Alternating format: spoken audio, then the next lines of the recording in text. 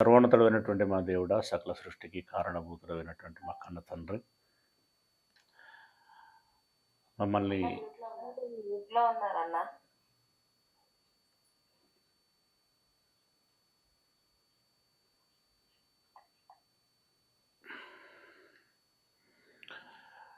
సకల సృష్టికి కారణభూతుడైనటువంటి మా కన్న తండ్రి, నీ పాదములకు వందనాలు చెల్లిస్తూ ఉన్నాం. మమ్మలను ఏర్పరచుకున్నారు, పిలిచి ఉన్నారు తండ్రి. మా జీవితంలో మరొక దినమును మాకు ప్రసాదించి ఈ ఉదయకాల సమయం నందు మమ్మలను మీ దృష్టిలో ఉంచుకున్నారు. మేము మీ నామాన్ని జ్ఞాపకం చేసుకొని మీ సన్నిధిలో మేము ఉండి మీరు వ్రాయించినటువంటి మాటలని ధ్యానించి మహాసంగతులను గ్రహించి నేర్చుకోగలిగినటువంటి తరుణమును మాకు ప్రసాదించినందులకి కృతజ్ఞతాస్తులు చెల్లిస్తూ ఉన్నాం. దేవ, మంచి ఏకాగ్రతను, గ్రహింపు శక్తిని మాకు దయచేయమని, పరిశుద్ధాత్మిక తోడును మా పట్ల ఉంచమని మీ ప్రియకుమారుడు ప్రభువునైనటువంటి క్రీస్తు యేసుల వారి మహాకృపగల పరిశుద్ధ నామమున ప్రార్థించి విన్నపించుకుంటున్నాం మా పరమ తండ్రి. ఆమేన్. ప్రభువు నామమున మీ అందరికీ శుభాభివందనలు తెలియజేస్తూ ఉన్నాను.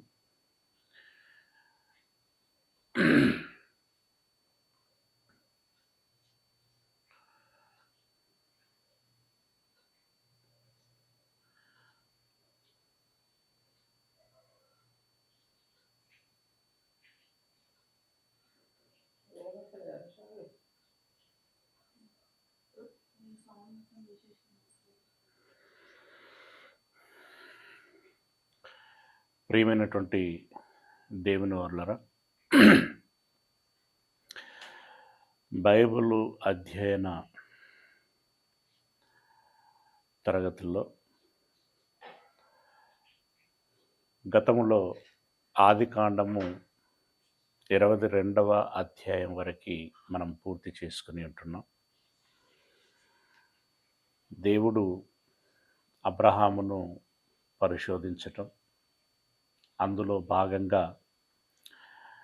తన కుమారుడైనటువంటి ఇస్సాకును బలి అర్పించుమని దేవుడు కోరటం, అందుకు ఆదాము సిద్ధపడి ఒక విధంగా మానసికంగా సమర్పించాడు, భౌతికంగా కూడా దగ్గర దాకా వెళ్ళాడు. దేవుడు అతని మనస్సును ఎరిగినటువంటి వాడుగా, నీవు నా పరిశోధనలో నెగ్గావు అని దేవుడు అబ్రహామును ఆశీర్వదించి మరలా ఒకసారి తన వాగ్దానమును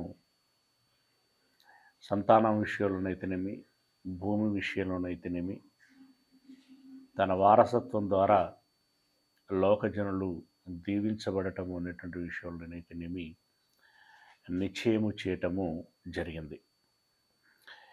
ఇక ఈరోజు 23వ అధ్యాయమును మనం ధ్యానించుదాం.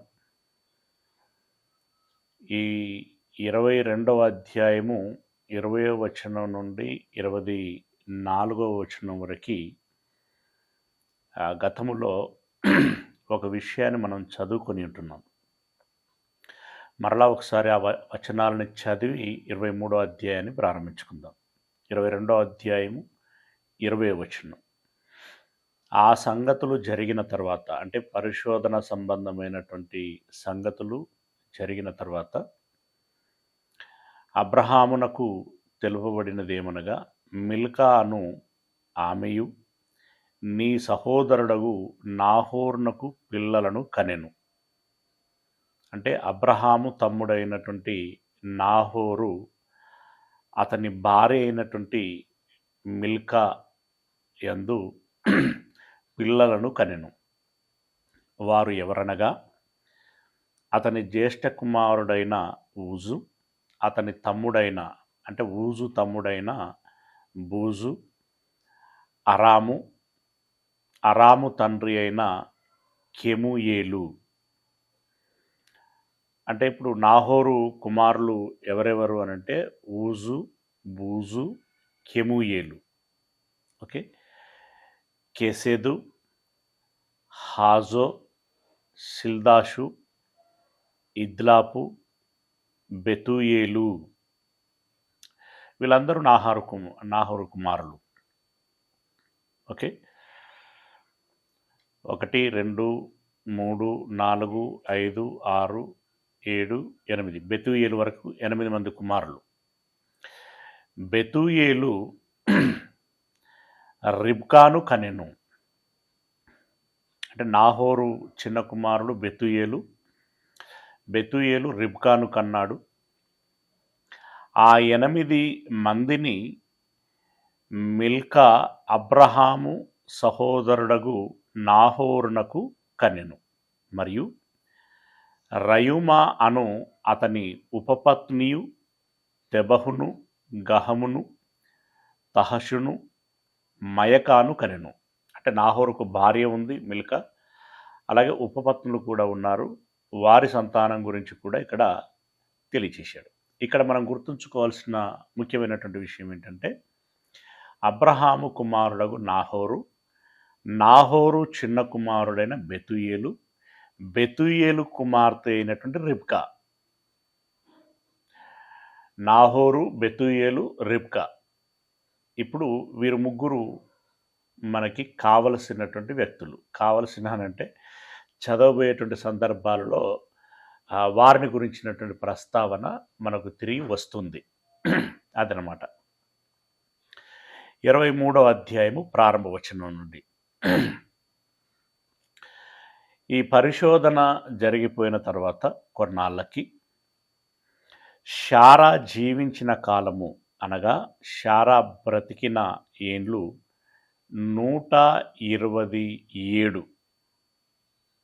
127. ప్రియులరా, మనకి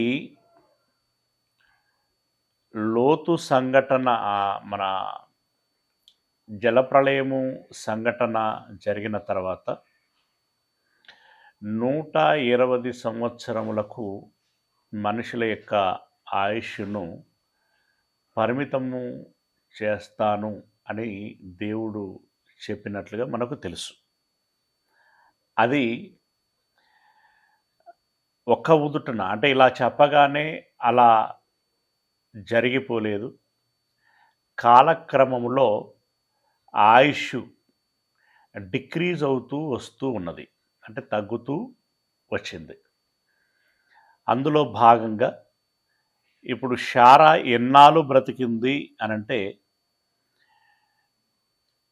127. అంటే 120 ఏండ్ల కంటే ఒక 7 సంవత్సరాలు ఎక్కువగా బ్రతికింది. అంటే 127 సంవత్సరాలు బ్రతికింది. శారా కనాను దేశమందలి హెబ్రోనను కిరియతర్బాలో మృతి పొందెను. మనకు పటములో హెబ్రోను కనిపిస్తుంది. ఒకసారి చూసేద్దాం, పటాన్ని చూసేద్దాం. ఎందుకంటే కళ్ళతో చూడటం మూలంగా ఒక ముద్ర మన మెదడులో ఉండిపోతుంది. హెబ్రోను కనాను విభజన అనేటువంటి పటం మీరు తీసినట్లయితే అందులో యెరూషలేము కనబడింది అనుకుంటున్నా. దాని కింద బెత్లెహేము కనిపించింది అని అనుకుంటున్నా. దాని క్రింద హెబ్రోను, అంటే ఉప్పు సముద్రమునకు పడమరగా ఉంది. ఈ హెబ్రోనుకు ముందు ఉన్నటువంటి పేరు కిరియతర్బా. ఆ కిరియత్ అర్బే తర్వాత హెబ్రోనుగా పిలువబడింది. ఓకే, ఈ హెబ్రోనులో షారా గారు మృతి పొందారు. ఓకే, అప్పుడు అబ్రహాము షారా నిమిత్తము అంగలార్చుటకును ఆమెను గూర్చి ఏడ్చుటకును వచ్చెను. ఇప్పుడు ప్రస్తుత కాలములో సంబంధ బంధుత్వ బాంధవ్యాలు తగ్గిపోయాయి. మనిషి మానవీయత అనేటువంటి హృదయము నుండి కాస్త యాంత్రికమైనటువంటి మనిషిగా మారిపోచున్నటువంటి పరిస్థితులు మనకు కనబడుచున్నాయి. ఈరోజు ఎవరైనా మరణిస్తే కొద్దిమంది కంటి తుడుపుగా కొంత విచారాన్ని వ్యక్తం చేయటం జరుగుతుంటుంది. ఇంకా కొంతమంది భర్త పోయాడనో, భార్య పోయిందనో, తల్లిదండ్రులు మరణించారనో బాధపడేటువంటి వారిని, తీవ్రంగా బాధపడేటువంటి వారిని అక్కడక్కడ కొద్ది మందిని చూస్తాం. కానీ కొంతమంది బాధపడుచున్నట్టుగా లేని విచారాన్ని ముఖం మీదకి తెచ్చుకొని నటిస్తూ ఉంటారు. ఇక మూడవ కేటగిరీ ఏంటంటే వీళ్ళకు ఏ బాధ ఉండదు, కొంచెం మౌనవ్రతం చేస్తారు. అయ్యో ఇక్కడ శవం దగ్గర ఎవరు ఏడ్చేవారు లేరు అని అనుకుంటారేమో అని కూలివారిని తీసుకొచ్చి ఏడ్పించేటువంటి కుటుంబాలు కూడా ఉన్నాయి. బహుశా మీకు తెలిసేమో అని అనుకుంటున్నాను. హైదరాబాద్ లాంటి పట్టణంలో ఇవి ఎక్కువగా జరుగుతూ ఉంటాయి. శవం దగ్గర ఏడవటానికి కూలి వాళ్ళను పిలుచుకురావటం. కానీ పూర్వపు రోజుల్లో తక్కువ జనాభా, ఎక్కువ అనుబంధము ఉండేది. అందులో భాగంగా తనవారు అనబడిన వారు ఎవరైనా తమలని విడిచి వెళితే ఆ బాధని అంత త్వరగా మరిచేటువంటి వారు కాదు. వారిని గురించినటువంటి జ్ఞాపకాలను నెమరు వేసుకుంటూ 40 దినములు 30 దినములు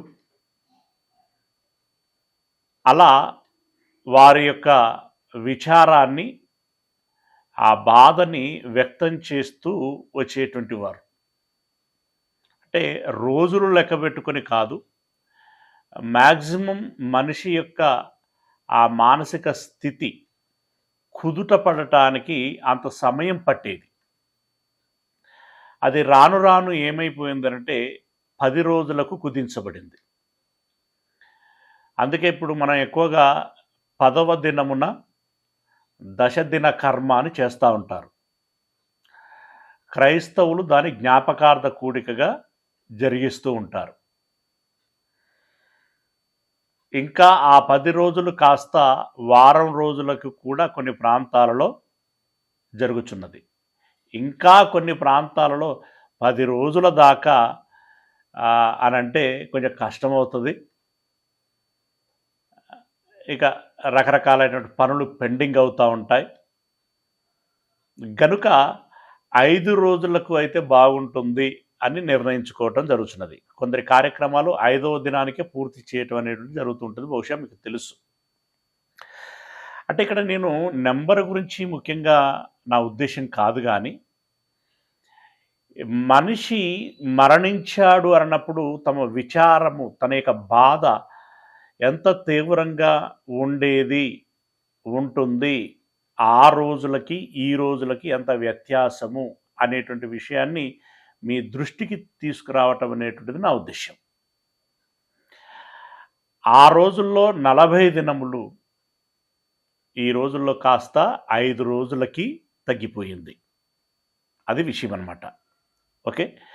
శారా కనాను దేశమందలి హెబ్రోనను కిరియతర్బాలో మృతి పొందెను. అప్పుడు అబ్రహాము శారా నిమిత్తము అంగలార్చుటకును ఆమెను గూర్చి ఏడ్చుటకును వచ్చెను.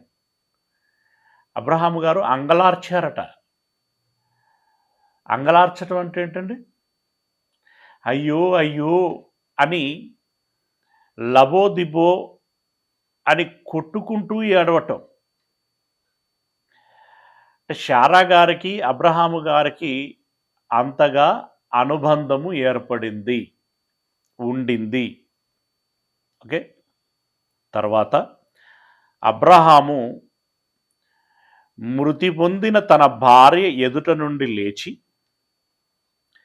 హేతు కుమారులను చూచి,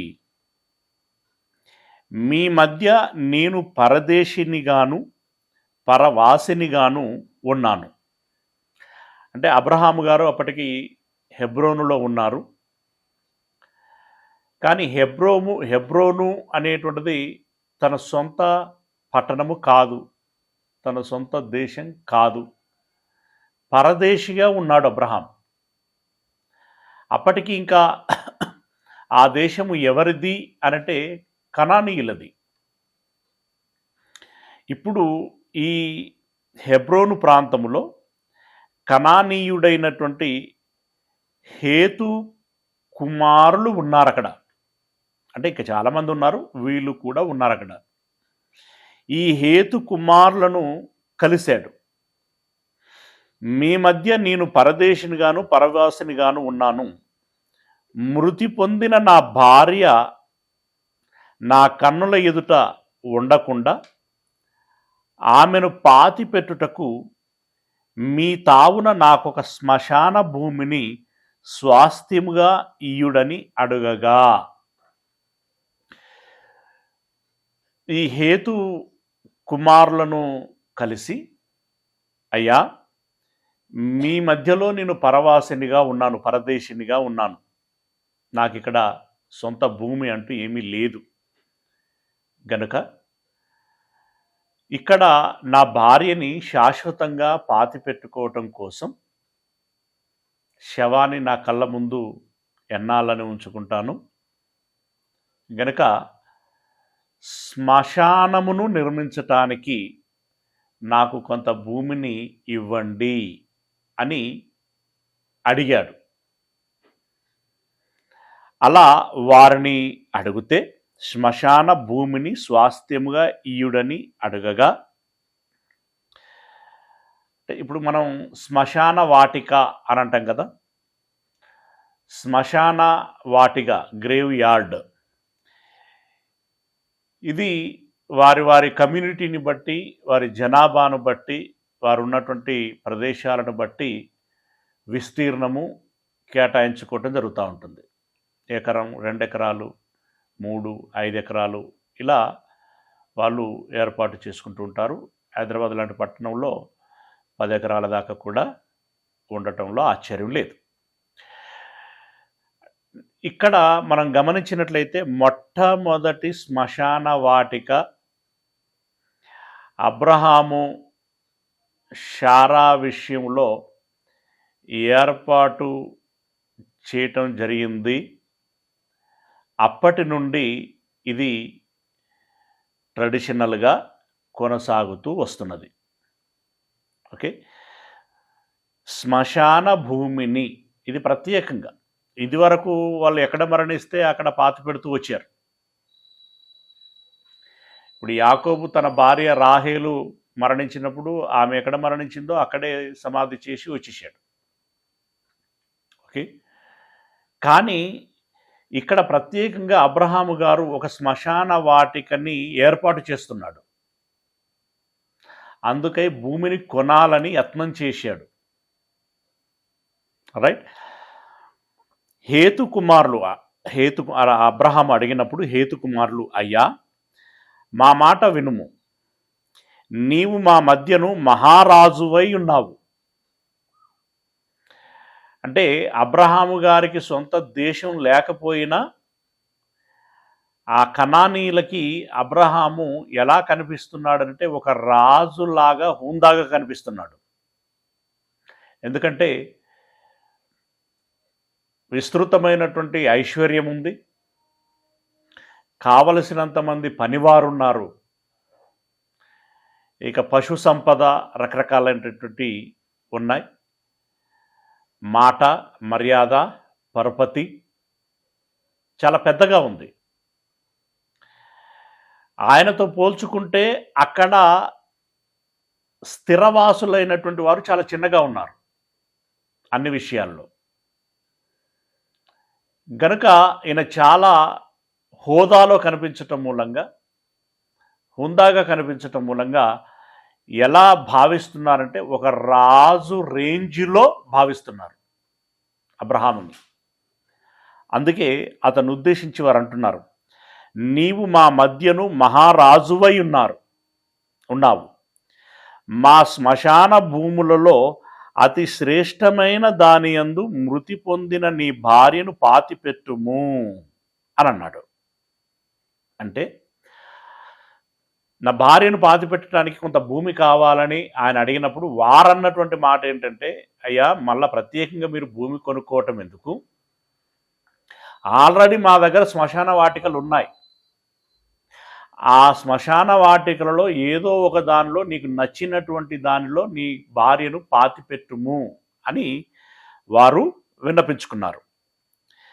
నీవు మృతి పొందిన నీ భార్యను పాతిపెట్టున్నట్లు మాలో తన శ్మశాన భూమిని ఇయ్యనొల్లని వాడు ఎవడునూ లేడని అబ్రహాముకు ఉత్తరం ఇచ్చిరి.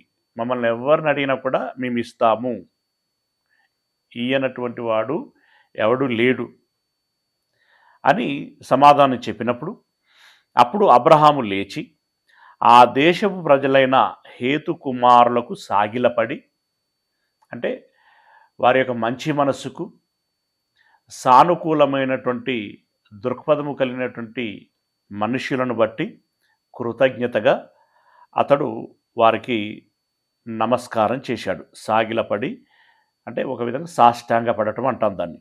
సాగిలపడి నమస్కారం చేశాడు. మృతి పొందిన నా భార్యను నా ఎదుట ఉండకుండా నేను పాతిపెట్టుట మీకు ఇష్టమైతే నా మాట వినండి. మీరు సానుకూలంగా స్పందించినందులకి మీకు వందనాలు, కానీ ఒకసారి నా మాట వినండి అని అంటూ, సాహోరు కుమారుడైన ఎఫ్రోను తన పొలము చివరను తనకు కలిగి ఉన్న మక్పేలా గుహను నాకిచ్చున్నట్లు నా పక్షముగా అతనితో మనవి చేయుడి. మీ మధ్యను శ్మశాన భూమిగా ఉండుటకు నిండు వెలకు అతడు దానిని నాకు స్వాస్థ్యముగా ఇయ్యవలనని వారితో చెప్పెను. సంతోషమయ్యా మీరు అలా స్పందించినందులకి. కానీ నా మనవి ఏంటంటే, ఆల్రెడీ ఉన్నటువంటి శ్మశాన వాటికలలో కాదు, నాకంటూ ఒక శ్మశాన వాటికను నేను నిర్మించుకోవాలి అని అనుకుంటున్నాను. ఇది నాకు నా తదనంతరపు తరముల వారికి చెందునట్లుగా ఉంటుంది. ఆ మాట లేదు అక్కడ, బట్ ఇన్నర్గా మీనింగ్ అదే వస్తుంది. ఉండున్నట్లుగా మీ మధ్యలో ఉన్నటువంటి సోహారు, ఇతడు కూడా కనానీయుడు, సోహారు కుమారుడైన ఎఫ్రోను, అతనికి ఒక పొలం ఉంది కదా, అతనికి ఉన్నట్టు పొలము చివరిలో మక్పేలా అనేటువంటి ఒక గుహ ఉంది. అంటే వాళ్ళ భూభాగములు కొండ ప్రాంతములుగా ఉండేటువంటివి కాబట్టి అందులో చివరన ఒక గుహ లాంటిదిగా ఉన్నటువంటి, లాంటిదిగా కాదు గుహే, ఆ గుహ ప్రాంతము ఉంది. అది నాకు ఇచ్చినట్లయితే నేను వెల ఇచ్చి కొంటాను అని అన్నాడు. ఎందుకంటే ఏదో పెట్టుకో అని అంటే రేపొద్దున మళ్ళీ వాళ్ళు స్వాధీనపరుచుకునేటువంటి అవకాశం ఉంటుంది. తాను కానీ తన వారసులు కానీ ఇంకా సమస్యలు ఏమైనా రావటానికి అవకాశం ఉంటుంది. కాబట్టి చిరస్థాయిగా ఆ స్థలము నా పేరటనే నా వంశస్థులకి వారసులకి చెందున్నట్లుగా అది ఉండాలి అని చెప్పి మక్పేలా గుహను నాకిచ్చున్నట్లు నా పక్షముగా అతనితో మనవి చేయుడి. మీ మధ్యను శ్మశాన భూమిగా ఉండుటకు నిండు వెలకు అతడు దానిని నాకు స్వాస్థ్యముగా ఇయ్యవలనని వారితో చెప్పెను. అంటే ఈ హేతు కుమారులకు విన్నపం చేసుకున్నాడు. ఈ ఎఫ్రోనును అడిగి అతని భూమిని నాకు అమ్మునట్లుగా ఒప్పించండి అని చెప్పి విన్నపించుకున్నాడు. 10వ వచనం. అప్పుడు ఎఫ్రోను హేతు కుమారుల మధ్యను కూర్చుండి, అంటే ఈ మాట చెప్పుకునేటప్పటికి ఎఫ్రోను అక్కడే ఉన్నాడు. అబ్రహాం గారి మాట విని వెంటనే అతడు స్పందించి లేచి మాట్లాడుతున్నాడు. హిత్తీయుడైన ఎఫ్రోను, ఈ ఎఫ్రోను వంశము ఏది అనంటే హిత్తీయ వంశం. హిత్తీయుడైన ఎఫ్రోను చాలా జాగ్రత్తగా గమనించాలి. అంటే హెబ్రోనులో అప్పటికి ఏ జాతి వారు జీవితం చేస్తున్నారు అనంటే హిత్తీయులు అక్కడ కాపురం ఉన్నారు.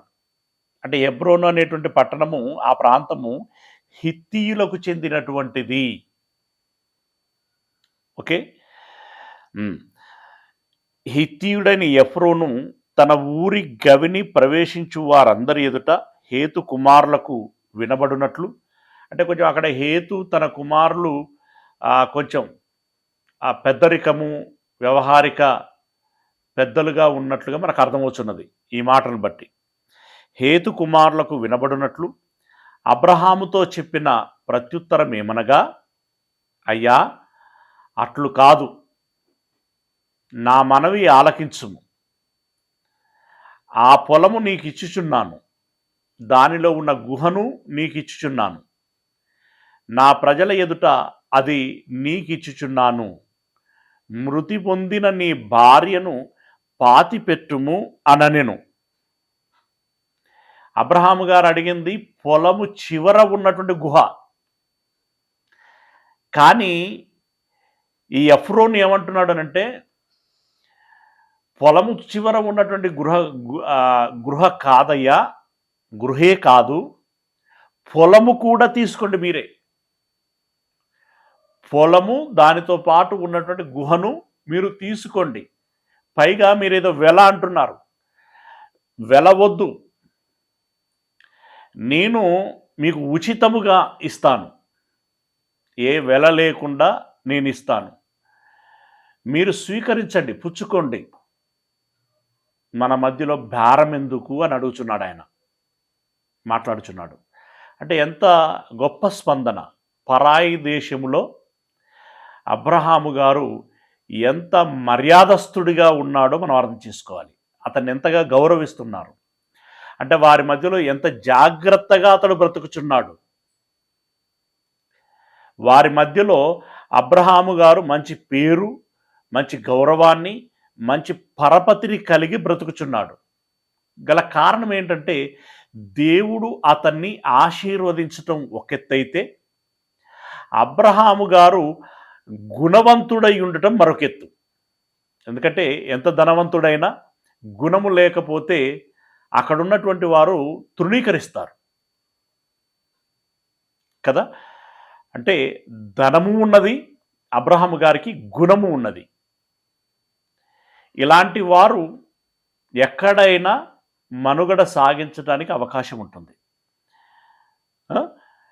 పొలము తీసుకొనుము, ఆ గుహను తీసుకొనుము అని చెబుతూ, నీకిచ్చుచున్నాను, నా ప్రజల ఎదుట అది నీకిచ్చుచున్నాను. వీళ్ళందరి సమక్షంలో చెబుతున్నాను నేను, మళ్ళీ మాట మార్చేది లేదు. మృతి పొందిన నీ భార్యను పాతిపెట్టుము అనెను. అప్పుడు అబ్రహాము ఆ దేశపు ప్రజల ఎదుట సాగిలపడి, అంటే ఆ పొలము గుహ కూడా, అంటే అక్కడే వాసం చేసినటువంటి వాడుగా ఆ స్థలములను గురించిన పరిచయం అబ్రహాం గారికి బాగా ఉన్నట్లుంది. ఇక్కడ ఏ ప్రదేశం అయితే బాగుంటుందో అతడు ఎరిగి అంటే పలాని ప్రదేశం అయితే బాగుంటుంది అని భావించి అతడు కోరుకోవటం జరిగింది. కోరుకుంటే అది ఎఫ్రోనుకు చెందిందిగా తెలిసింది. ఎఫ్రోను ఇప్పుడు ఏమంటున్నాడంటే, గుహే కాదయ్యా, పొలమును కూడా ఇస్తాను, దాన్ని పుచ్చుకోండి, నీ భార్య అయినటువంటి అబ్రహాముని అందులో పాతి పెట్టండి అని అంటే మళ్ళీ పరవశుడు మీన్స్ వారి యొక్క మంచి మ్, గుణమును బట్టి వారి యొక్క దాతృత్వమును బట్టి అతడు సంతోషించి మరలా సాష్టాంగపడ్డాడు, సాగిలపడి, సరే కాని నా మనవి ఆలకించుము, ఆ పొలమునకు వెల ఇచ్చేదను, నువ్వేమో ఉచితంగా ఇస్తాను అని అంటున్నావు, కానీ నేను ఉచితంగా పుచ్చుకోను, నేను ధనము ఇస్తాను, డబ్బు ఇస్తాను, దాన్ని తీసుకొని నాకు ఇమ్ము అని చెప్పేసి అని అంటున్నాడు. వెల ఇచ్చేదను, అది నా యొద్ద పుచ్చుకొనిన ఎడల మృతి పొందిన నా భార్యను పాతి పెట్టెదనని ఆ దేశ ప్రజలకు వినబడినట్లు ఎఫ్రోనుతో చెప్పెను. అంటే ఇప్పుడు ఎఫ్రోను మాట్లాడుతున్నాడు, అబ్రహాం గారు మాట్లాడుతున్నారు, ప్రజలందరికీ వినబడులాగున. ఆ రోజుల్లో డాక్యుమెంటేషన్ ఏంటంటే అదే ముఖ్యమైనటువంటిది, ప్రజలే సాక్ష్యం, వారందరికీ వినబడులాగున ఇరువురు మాట్లాడుచున్నారు. అయ్యా సంతోషం, కానీ ఉచితంగా వద్దు, వెల ఇచ్చి నేను పుచ్చుకుంటాను అని చెప్పి అబ్రహాము గారు తెలియచేశారు. అందుకు ఎఫ్రోను, అయ్యా నా మాట వినుము, ఆ భూమి 400 తులముల వెండి చేయును, 400 తులముల వెండి చేయును. 400 తులములు అంటే ఎన్ని కిలోలు అవుతుంది? 4 కిలో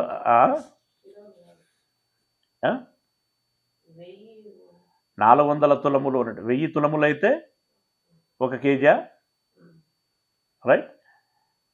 400 తులములు అని అంటే 1/2 కేజీ కంటే కొంచెం తక్కువ. 1/2 కేజీ కంటే కొంచెం తక్కువ అనంటే ఇప్పుడు వెండి మోస్ట్లీ ఎంత ఉంది కిలో? 70-80 వేలు ఉన్నట్టున్నది. ఓకే, అంటే కనీసం ఒక 60,000 విలువ చేసేటువంటి, ఆ రోజుల్లో 60,000 అనంటే దాన్ని ఇప్పటికి కన్వర్ట్ చేస్తే చాలా విలువైనటువంటి భూమిగా ఉంటుంది, రైట్? ఆ భూమిని, దాని గురించి ఆయన అంటున్నాడు, 400 తులముల వెండి చేయును, ఆ ధనము నాకు నీకు అది ఎంత? చిన్న అమౌంట్ కదయ్యా, దానికి మళ్ళీ మనకు బేరం, మీరు ఇవ్వటం నేను పుచ్చుకోవటం, ఇదేం బాగుంటుంది? 400 తులముల వెండి చెయ్యును, నాకు నీకు అది ఎంత? మృతి పొందిన నీ భార్యను పాతిపెట్టుమని అబ్రహామునకు ఉత్తరం ఇచ్చాను. అబ్రహాము ఎఫ్రోను మాట వినెను, కాబట్టి హేతు కుమారులకు వినబడినట్లు ఎఫ్రోను చెప్పిన వెల, అంటే దాని మీరు ధనమిచ్చి కొంటాను అని చెప్పి అంటున్నారు, ఏమిస్తారయ్యా? ఎంత తిప్పి కొట్టినది 400 తులాల బేరం తూకదు, దానికి అది నాకు పెద్ద విలువైన అంటే పెద్ద సొమ్ము కాదు, మీకు పెద్ద సొమ్ము కాదు, దాని విషయంలో మనకు బేరం ఎందుకు అని ఎఫ్రోన్ అన్నాడు. కానీ ఆయనకు తెలియకుండానే దాని వాల్యూ ఎంతో బయటకు కక్కేసాడు. అంటే అది ఉద్దేశపూర్వకం కాదు, వేరే తప్పుడు అభిప్రాయం లేదు, ఆయన సహజంగా మాట్లాడాడు. 400 తులముల వెండి అది ఎంత అని తరయ్య, చిన్న సొమ్ము కదా అని చెప్పి ఆయన అన్నాడు. దాన్ని క్యాచ్ చేశాడు అబ్రహాం గారు. అంటే ఈ భూమి వెల 400 తులములు అవుతుందన్నమాట, వెండి 400 తులముల వెండి అవుతుందన్నమాట. దాన్ని క్యాచ్ చేసి అబ్రహాం గారు చెప్తున్నారు, ఏమని? ఎఫ్రోను చెప్పిన వెల అనగా వర్తకులలో, అదేనా? కంటిన్యూ అయినా మిస్ అయినా వచ్చిన అబ్రహామునకు ఉత్తరం ఇచ్చిన 16వ వచనం. అబ్రహాము ఎఫ్రోను మాట వినను, కాబట్టి హేతు కుమారులకు వినబడినట్లు ఎఫ్రోను చెప్పిన వెల అనగా వర్తకులలో చెల్లు 400 తులముల వెండి అబ్రహాము తూచి అతనికి ఇచ్చాను. అలాగున మమ్రే ఎదుట ఉన్న మక్పేలా ఎందలి ఎఫ్రోను పొలము అనగా ఆ పొలమును దాని అందరి గుహయు దాని పొలిమేర అంతటిలో ఉన్న ఆ పొలము చెట్లన్నీయు అతని ఊరి గవిని ప్రవేశించు వారందరిలో హేతు కుమారుల ఎదుట అబ్రహామునకు స్వాస్థ్యముగా స్థిరపరచబడెను. అంటే మమ్రే దగ్గర హెబ్రోను అనేటువంటి పట్టణమునకు సమీపముగా మమ్రే అనేటువంటి ఆ చోటులో ఈ ఎఫ్రోను యొక్క పొలమును ఆ మక్పేలా అనేటువంటి గుహను 400 తులముల వెండికి అబ్రహాము గారు ఎఫ్రోను యొద్ద కొన్నారు. Okay, right. అలా దానిని తీసుకొని ఆ పొలము ప్లస్ పొలములో ఉన్నటువంటి చెట్లు ఇక వగర వగర ఏవైతే ఉంటాయో అవన్నీ కూడా అతనికి చెందినట్లుగా అగ్రిమెంట్ అయిందనమాట. ఆ తర్వాత అబ్రహాము కనాను దేశములో హెబ్రోనను మమ్రే ఎదుట ఉన్న మక్పేలా పొలము గుహలో తన భార్య అయిన షారాను పాతిపెట్టెను. అంటే అబ్రహాము గారు ఒక శ్మశాన వాటికను సిద్ధపరిచాడు. అంటే ఎఫ్రోను పొలమంతటిని కూడా శ్మశాన వాటికగా ఆయన స్థిరపరిచాడు. ముఖ్యంగా ఈ మక్పేలా గుహ అనేటువంటిది శ్మశాన స్థలంగా అతడు ఏర్పాటు చేశాడు. అందులో తన భార్య అయినటువంటి షారాను పాతిపెట్టాడు. అప్పటి నుండి దాదాపుగా ఇప్పటికీ కూడా ఆ యూదులు, ఆ ఈజిప్టు వాళ్ళు రకరకాలైనటువంటి, అంటే యూదులకి అలవాటు ఎక్కువగా ఈజిప్టు వారి నుండే వచ్చింది. ఏంటది? ఈ శవాలకి సుగంధ ద్రవ్యాలను పూయటం, అవి పాడవకుండా వస్త్రంతో చుట్టటం, ఈ సమాధులకి విస్తృతమైన ప్రాధాన్యతను ఇవ్వటం.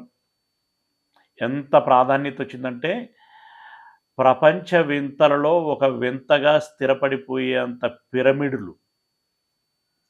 ఈజిప్ట్ దేశంలో సంపన్నులందరూ కూడా పిరమిడులు కట్టుకొని అందులో వారి కుటుంబ సభ్యుల యొక్క శవాలను పెట్టుకునేటువంటి వారు.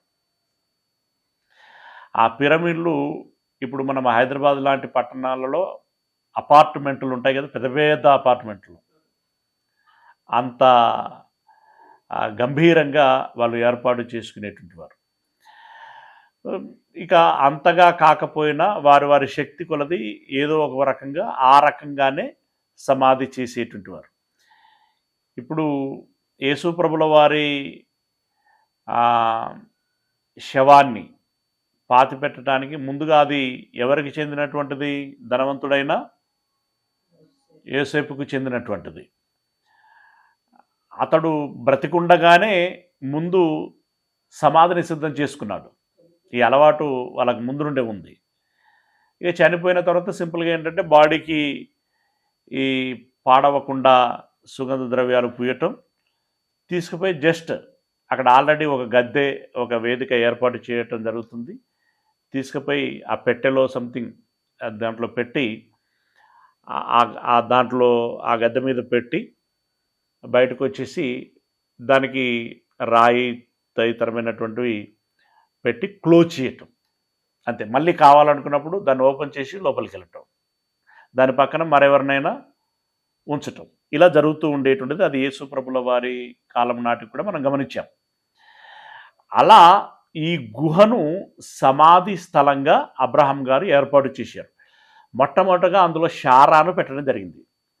ఇక తర్వాత అబ్రహాము, ఆ తర్వాత ఇస్సాకు తర్వాత యాకోబు గారు ఐగుప్తు దేశంలో మరణించిన తర్వాత కూడా, ఐగుప్తు దేశంలో మరణించిన అతని కుమారులు ఆ డెడ్ బాడీని ఐగుప్తు నుండి తీసుకొచ్చి ఇక్కడికి ఈ మక్పేలా గుహలోనే అతన్ని పాతి పెట్టడం జరిగింది. ఓకే, అది మనం ముందు చూస్తాం. ఇలా భార్య అయినటువంటి షారాను పాతిపెట్టను. అంటే ఇక్కడ ఎంటైర్ దీని అంతటిని బట్టి మనకు అర్థమవుతున్నటువంటి విషయం ఏంటంటే, సరే ఎంత గొప్పగా పాతి పెట్టారు అనేటువంటి విషయం అలా ఉంచితే, ఎంత సుగంధ ద్రవ్యాలు పూసినా, ఎంత గొప్ప స్థలము ఏర్పాటు చేసుకున్నా చివరికి అది మట్టిలో కలిసిపోవలసిందే, అది వేరు విషయం. కానీ అబ్రహాము గారు శారాను ఎంత ప్రేమించారు, ఎంత గౌరవించారు, ఎంతగా నా స్వకీయురాలు అని స్వీకరించారు అనేటువంటి విషయము మనకి ఇక్కడ అర్థమవుతుంది. లేదు అనంటే ఇంత పెద్దగా ఇప్పుడు వారితో మాట్లాడి బేరం చేసి ఆ పొలం కొనుక్కొని దాంట్లో సమాధులను సిద్ధపరిచి అందులో ఆమెను పెట్టేంత ఆ రిస్క్ తీసుకునేటువంటి వాడు కాదు. ఇంత తీసుకున్నాడు అనంటే ఆమెను అంతగా ప్రేమించాడు అనేటువంటి విషయం మనకు అర్థమవుతున్నది. ఆ పొలమును దానిలో ఉన్న గుహయు హేతు కుమారుల వలన శ్మశానము కొరకు అబ్రహామునకు స్వాస్థ్యముగా స్థిరపరచబడెను. అది మొదలుకొని ఇది అబ్రహాముది. అంటే అది అతడు పరదేశిగా ఉన్న నాట నుండే ఈ ఎఫ్రోను యొక్క పొలము అబ్రహాము గారి సొంతమైంది. అంటే పరాయి దేశంలో భూమి కొనుక్కున్నాడనమాట. అంటే మన వాళ్ళు అమెరికాకి వెళ్ళి ప్లాట్ కొనుక్కున్నట్టుగా. ఓకే, ఆ రకంగా అతడు ఆ భూమిని కొనటము జరిగింది. 24వ అధ్యాయం.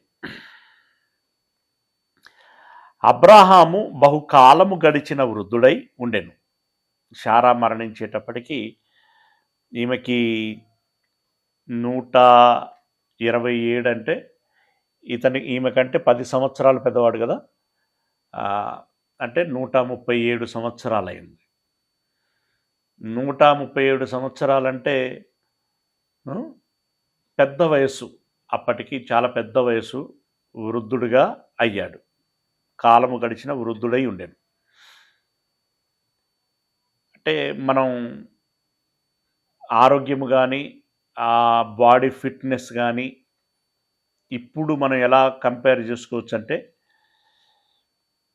50-60 సంవత్సరాల వయసులో ఇప్పుడు మనోళ్ళ స్ట్రెంగ్త్ ఎలాగనైతే ఉంటుందో అబ్రహాము గారి బలము ఆ రోజుల్లో అంతగా 137 సంవత్సరాలకి దాదాపుగా అలాంటి వాడుగా ఉంటాడు అనేటువంటి విషయాన్ని మనం అర్థం చేసుకోవాలి. ఎందుకు అనంటే కింద మనం గమనించినట్టయితే అన్ని విషయములలో యెహోవా అబ్రహామును ఆశీర్వదించును. అప్పటి వరకు అన్నీ అనుకున్నట్టుగా అతని విషయంలో జరిగిపోతున్నాయి. చూసాం కదా మనం అతడి ప్రయాణం కానీ, ఐగుప్తుకు వెళ్ళినప్పుడు సందర్భం కానీ, గెరారు దేశమునకు వెళ్ళినప్పుడు సందర్భం కానీ, ఇప్పుడు ఇందాక మనం చదువుకున్నటువంటి ఈ సందర్భం కానీ, ఇలాంటివి ఏ విషయమైనా సరే తనకు అనుకూలంగా ఉండలాగున దేవుడు ఆ కంఫర్ట్ ఇస్తూ వస్తున్నాడు. ఓకే, ఆ ఆశీర్వాదం అతడికి అనుగ్రహించాడు. అప్పుడు అబ్రహాము తనకు కలిగిన సమస్తమును ఏలుచుండిన తన ఇంటి పెద్ద దాసునితో నీ చెయ్యి నా తొడ క్రింద పెట్టుము. తన ఇంటి పెద్ద దాసుడు అనంటే బహుశా అతడు ఎవరు అని మనం అనుకోవచ్చు అనంటే ఒకానొక సందర్భంలో అతనికి సంతానం లేనప్పుడు నేను బహుగా ఆశీర్వదిస్తాను అనంటే ఎంత ఆశీర్వదిస్తే ఏమున్నదయ్యా, మాకు పిల్లలు లేరు కదా, చివరికి అది నా దాసుడైనటువంటి ఎలియేజర్కి అది అప్పగించి వెళ్ళాల్సి ఉంటుంది కదా అని చెప్పి అబ్రహాము గారు అన్నారు ఆ రోజుల్లో. ఇది మనం 15వ అధ్యాయము 2వ వచనంలో మనకు కనబడుతుంది. అందుకు అబ్రహాము, ప్రభువైన యెహోవా నాకు ఏమి ఇచ్చిననేమి, నేను సంతానము లేనివాడనై పోచున్నానే, దమస్కు ఎలియేజరే నా ఇంటి ఆస్తికర్తయగును కదా అని అన్నాడు. ఈ ఎలియేజరు అబ్రహాము యొక్క దాసులలో ఒక దాసుడు, కానీ ముఖ్యమైన దాసుడు, పెద్ద దాసుడు అని చెప్పొచ్చు. పెద్ద దాసుడు. శారా గారి దాసురాళ్ళలో ఒక దాసురాలు హాగరు. ఆమె సొంత దేశం ఏదై ఉండేను అంటే ఐగుప్తు దేశం. ఇప్పుడు అబ్రహాము గారి యొక్క పెద్ద దాసుడు ఎలియేజరు. ఈ ఎలియేజర్ గారి సొంత దేశం ఏదంటే దమస్కు. దమస్కు మీన్స్ సిరియా. సిరియా. ఓకే. ఈ ఎలియేజరే నా ఇంటి దాసుడుగా దీనికి నా తదనంతరం ఆస్తికర్తగా అవుతాడు కదా అని చెప్పి అక్కడ వినిపించుకున్నాడు. ఇప్పుడు ఇక్కడ తన దాసుని పిలిచి మాట్లాడుచున్నాడు, ఒక ఒప్పందం అతనితో చేస్తున్నాడు. బహుశానే ఇక్కడ ఎవరిని పిలిచి ఈ ఒప్పందం చేసి ఉంటాడు అనంటే ఈ ఎలియేజర్ను పిలిచి ఒప్పందం చేసి ఉంటాడు అని మనకు అనిపిస్తూ ఉంటుంది. ఎందుకంటే ప్రాధాన్యతా పరంగా చూసుకున్నప్పుడు అతడే మనకు మొదటి వరుసలో కనపడతాడు. ముఖ్యమైనటువంటి వాడుగాను, నమ్మకమైనటువంటి వాడుగాను అబ్రహాము భావించాడు ఎలియేజర్ని. ఎలియేజరు నమ్మకమైనటువంటి దాసుడు. అదే ఇక్కడ మనం గమనిస్తాం.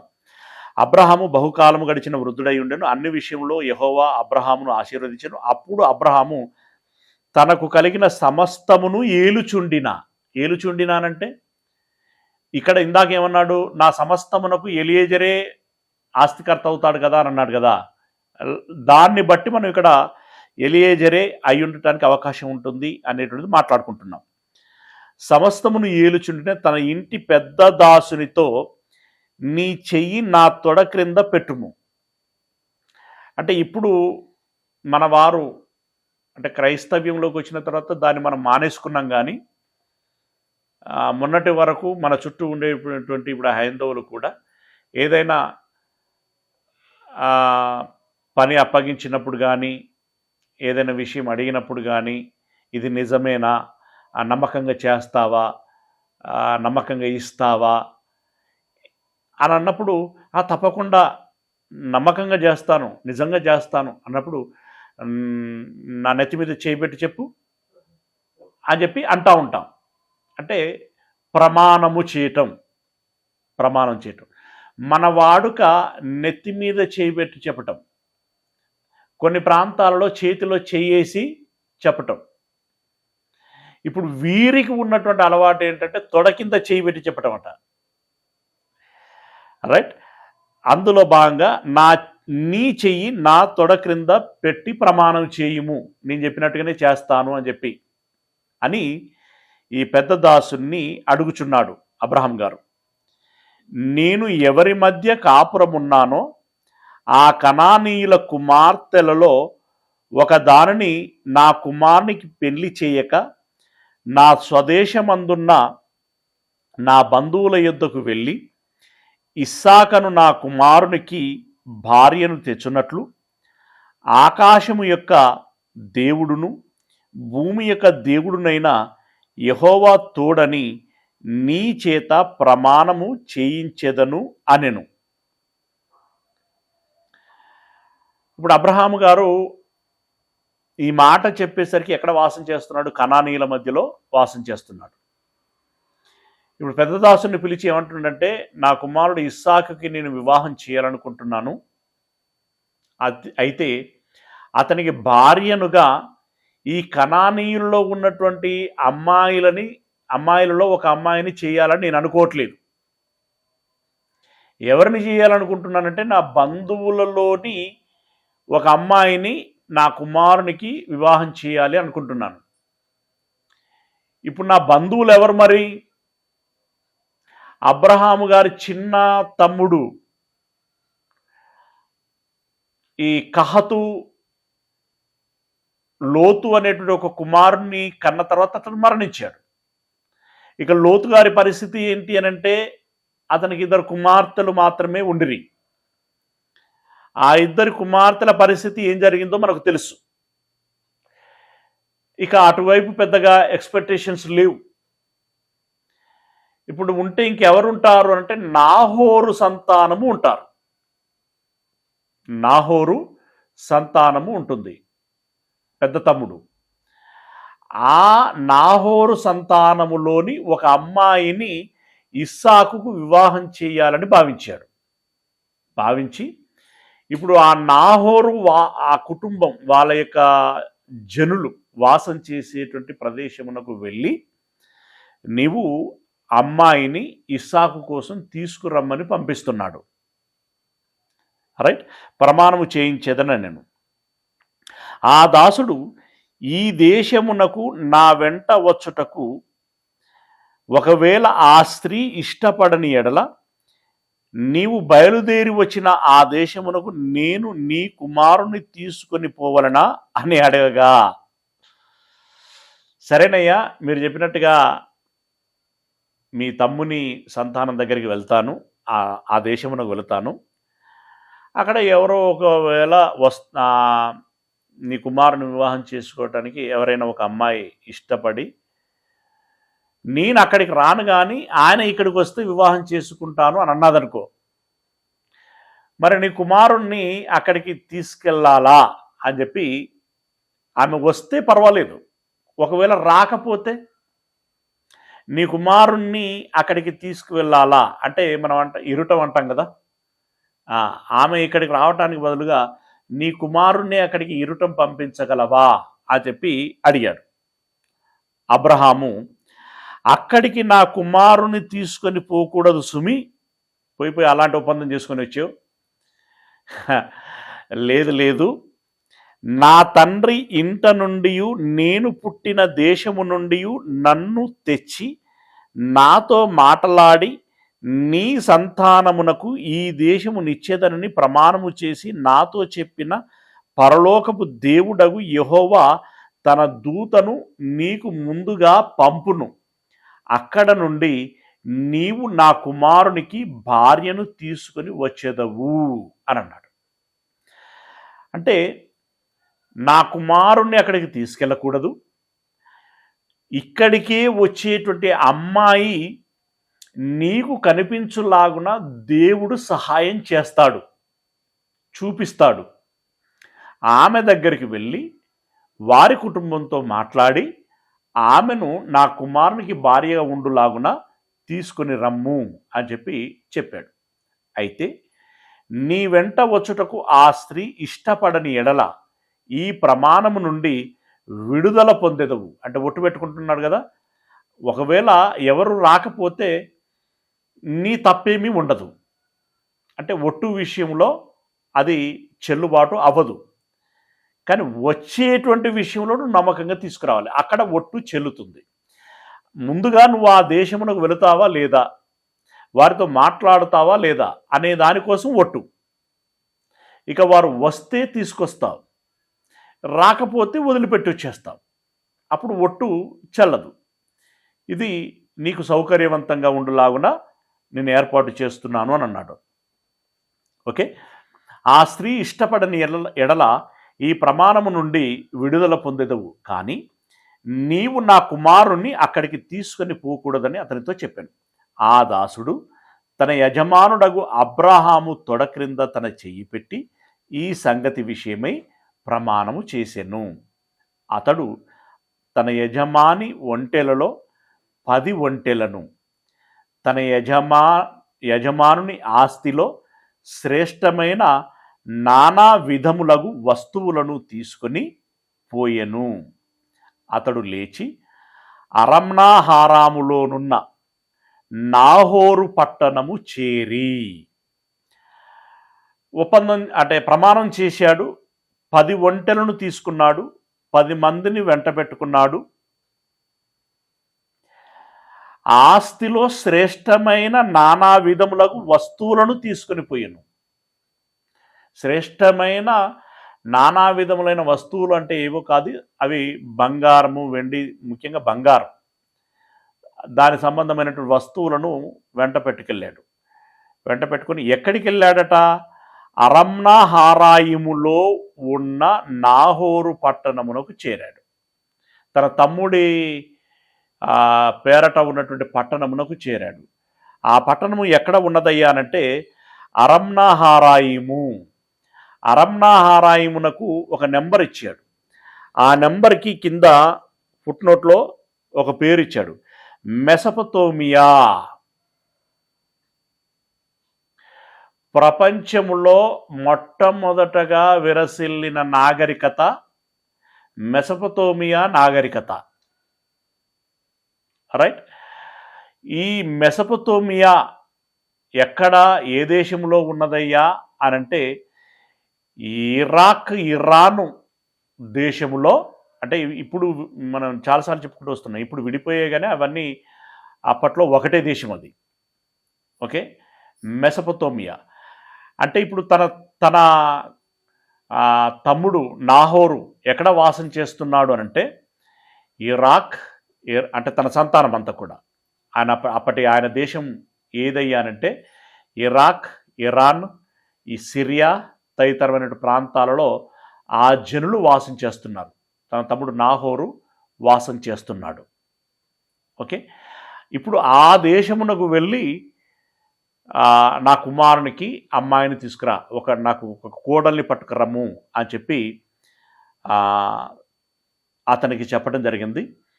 అతడు ఈ 10 ఒంటెలను, 10 మంది మనుష్యులను, విలువైనటువంటి వస్తువులను పట్టుకొని మెసపతోమియా దేశమునకు వెళ్ళాడు. అక్కడ నాహోరు పట్టణమునకు చేరాడు. అక్కడికి వెళ్ళిన తర్వాత ఏం జరిగింది అనేటువంటి విషయాన్ని రేపటి దినమున మనం తెలుసుకునేటువంటి ప్రయత్నం చేద్దాం. ఓకేనా, ప్రార్థన చేసుకుందాం.